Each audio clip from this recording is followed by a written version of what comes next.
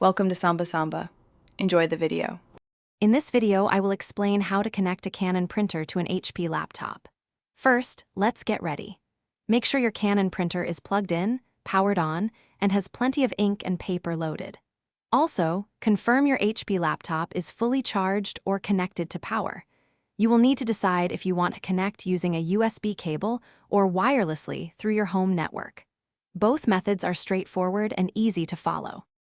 Connecting your printer via a USB cable is often the quickest way to get started. Simply find the square-shaped USB port on your Canon printer, usually on the back.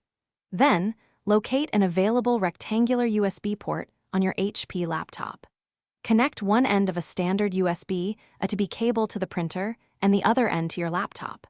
Your laptop should then recognize the new device within a few moments. For a wireless connection, begin by navigating to your Canon printer's display panel. Look for a setup or wireless option. From there, select Wireless LAN Setup and choose your home Wi-Fi network from the list of available networks. You will then need to enter your Wi-Fi password using the printer's buttons. Once connected, your printer will display a confirmation message, and you can proceed to your laptop.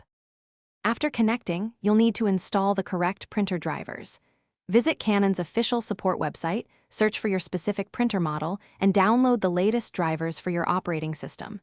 If your printer came with an installation CD, you can use that instead. Once installed, go to your laptop's printer settings and add the new device. Finally, print a test page to ensure everything is working perfectly. Congratulations, you're all set. Thanks for watching. Consider subscribing if we helped you.